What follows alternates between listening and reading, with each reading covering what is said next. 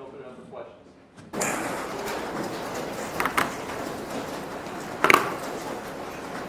You guys made that look easy, Wes. How'd that happen?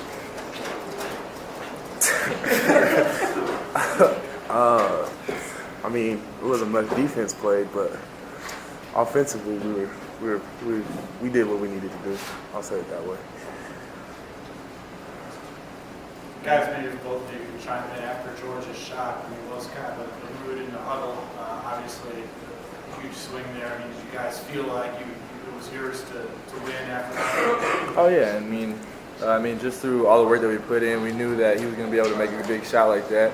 And after he made it, everybody's obviously excited. Like, we feed off that, momentum swing our way. So we just had to build off that and be able to get defensive stops and then just finish out the game in the next overtime.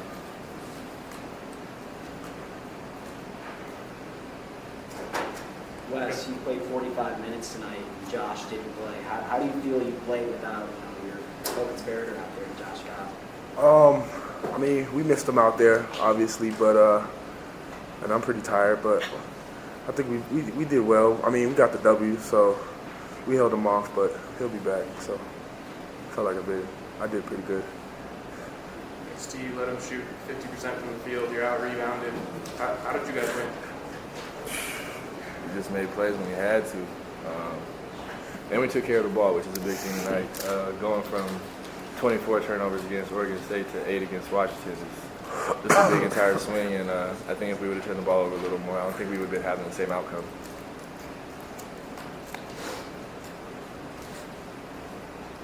I feel like you get to reset after a game like this. Obviously, you know, you had to survive it, and but now going forward into Washington and just having the win, what kind of confidence does that give you? I mean, coming off 2 losses and getting a win is big for us. I mean, we just had to keep plugging away, practice tomorrow, and get back at it.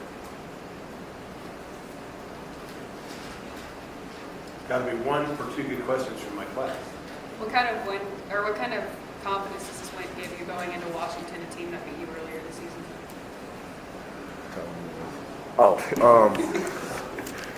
We got a lot of confidence. I mean, the loss we got at Washington was more on us rather than them, so we got a lot of confidence that if we fix our mistakes, then we'll be fine. Wes, this is your second consecutive double-double. What's clicking for you on the defensive end in these last 2 games, do you think? Just staying aggressive and just trying to go after every board, really. Steve, what was Washington State doing? You guys, even in the going back to the first half and then early in the second half, you would have double-digit leads and then it would come storming back, real back-and-forth game. What was Washington State doing to keep battling and obviously now that you guys run away with it? They scored. Like Wes said at the beginning, we didn't play much defense. They shot 50% for the game. I mean, if I'm a coach, I'm taking 50% from any team. So, I mean, that's what slowed our momentum, and we couldn't get those stops, so we couldn't get the ball out quick, and we couldn't run on them. Steve, out of curiosity, you probably already answered this. I'm sorry I got you late. Did you know that was good when it left towards his hand? Did you know? I had confidence in it. I mean, I saw the ball going through the net. I was like, oh. I mean, hey, I'm glad it did, though, obviously. Once you got that, did you think, okay, we got this thing? Yeah. Psychologically. Yeah. I mean, just the momentum swing, and like I said, we just had to hold them off defensively, and that's what we did. We made plays when we needed to. What's Coach Boyle's message in the locker room?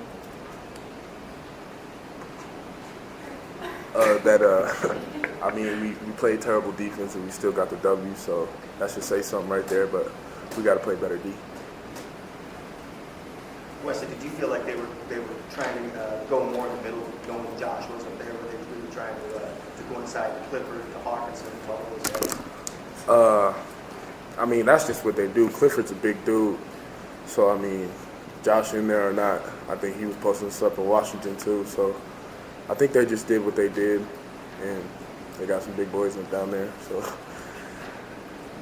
Actually, you were never off the floor tonight. You were, I think, 44 minutes into the game. When Josh got out, did you feel like you had to take on more of a leadership position as the only senior on the floor for most of the game? Yes and no. I mean, we have like a veteran group, so I think that everybody could share a leadership role.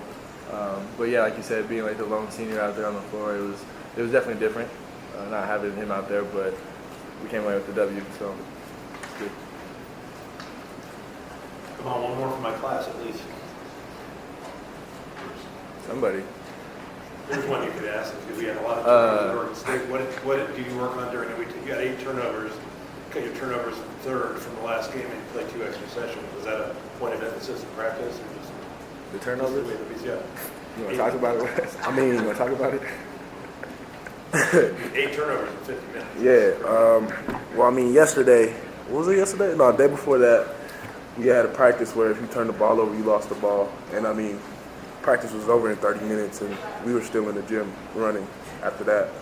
So we had a great point of emphasis on turnovers, and it came in well. What's that dude? The King. Mr. Soft. Shut up, Jack. Questions for George King? George, did you know that that buzzer shot was money when it left your hands? Not when I left my hand, but when he got like halfway there, I don't know, I was like, this name might got a chance. And it went in, so it was great. Interrupt real quick. Is there anything else for Western XT? Because if there's not, we're going to go ahead and let them go, and we'll finish up with George. Okay. Wes, you need to ask a question. Why were you so lackadaisical on that last shot? Was it really? People keep saying that. Was it really? Yeah, it just looked like, I mean, you hit it. I'm going to look at it. I don't know. Thank you. We already recorded it. Oh,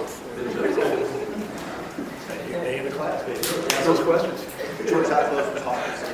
I think it was Hawkinson that was on you when you shot that. How close was he to getting that ball? He was really close. That was the reason why I had to fade a little bit to get the shot even a chance to get off. That was my biggest point. Just get it to the rim and just give my team to win. A chance for another overtime. And like I said, it just went in. George, I know you probably haven't seen it yet, but I know Dwayne Wade's one of your favorite players. You have that fade like D-Wade, you know. Yeah, that might. Yeah, I've seen him do it a few times. That might have got it for me a little bit.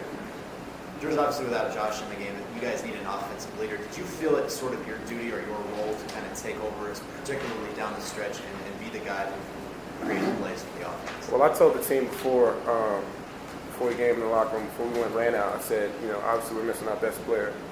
I told everyone, I said, we're going to have to do, double what we do. You got to do double. I mean, you got to cut your turnovers. If you average a certain amount of turnovers, you got to cut that in half. And just to kind of fill his void, fill those shoes. Those are big shoes to fill. It took us 2 overtimes to do it, but we ended up doing it. Hey, George. First 2 questions. Number 1 is, why did you say I was lackadaisical? What about him lackadaisical? Well, the first time I heard they said my face was, I had this blank stare on my face, but I haven't seen it. I mean, I probably have. I probably did. I don't know. But I don't know why, to be honest. The second part of that is, once you hit that shot, it seemed like the crowd was electrified. It just seemed like you weren't going to lose this thing. Yeah, and that's the best thing about it. Like I say all the time, when the crowd's behind us, Coach Vincent is loud and rocking. It's as a player, I know individually, I love that. You know what I mean? I love that, and I know it for a fact it gets the opposing team on their heels a little bit. And as a team, we try to bank on that because you guys are loud, and so we appreciate that. George, I know you had the last second shot there to tie it. You also had 9 rebounds, including a couple of big ones in the first and the second overtime. Can you talk about concentrating a little bit on the rebounding, it seems like, in the last 2 weeks? Like I said, Josh is out. He averages 10 rebounds a game. And so we're going to miss that tonight. And like I said, I think I averaged 4 rebounds. So like I told the team in the locker room, everybody had to do double. And so I was able to do that a little bit. George, have you ever hit a shot quite like that, high school, AAU, PV? So the last time I hit a buzzer beater, I was in 7th grade, in middle school. It was actually from the left wing, fade, against Stinson. It was on my birthday, and it was to send the team into overtime. We ended up winning the same way. So it was pretty cool. It was pretty neat. Does this one trump that? I think so. Yes, absolutely. Absolutely, for sure. Do you know what birthday that was? Was that? You know what birthday that was? Your 12th, 13th? 7th grade, probably, I don't know, 13-ish, 12, 13, I don't remember, 13-ish, I don't know. 13. When you got that ball, it didn't look like you had any plans of giving it up before you took that Yeah, shot. so the team rule is, if I get a rebound, if you're not a point guard, if you get a rebound, you got to outlet it to the point guard, but I didn't have any I wasn't going to outlet the ball. I just got it and I pushed. I said, I kind of just called my own number. Luckily it went in because it didn't. I'd probably be getting yelled at right now. But like I said, just fortunate enough to win in. I see you practice those off-balance shots. Oh, all the quite a time. bit. All the time. How I good think does it feel for that to kind of come and pay off for you, get you a W? it feels great because it lets you know practice pays off. That's one thing people say constantly, but you don't find out until it happens. And so when it does happen, it's a great feeling. Anything else for George? In the second overtime, you had a free throw box out. I know that's something that's been preached to you guys all week. You get the rebound, it's got to feel just as good as almost the shot. Yeah, so I was the reason why we lost to Oregon State for 2 free throw box outs, and so it was one get another clutch moment, and it was kind of do or die in that situation. I ended up getting it, so it felt great. It felt good. One question from my class is not writing with somebody else. George, what's the difference in the message that Joel was giving you guys going into the first overtime period versus the second? The first kind of ended like What was the difference in the regular message? time. Yeah, the message in that huddle. Well, it was kind of the same. It doesn't really change too much, but it was, overtime. Overtime is a clutch moment. So when you go to overtime, you got 5 minutes, and you kind of, limits your mistakes. You can't make as many mistakes, obviously, because the game can be over quickly if you turn the ball over. And so that was one thing he said. Limit mistakes. If you're going to attack them with control. If you don't have a shot, pass the ball to the open man, and that guy didn't play or shoot it or whatever. So, it didn't change too much besides just limit mistakes.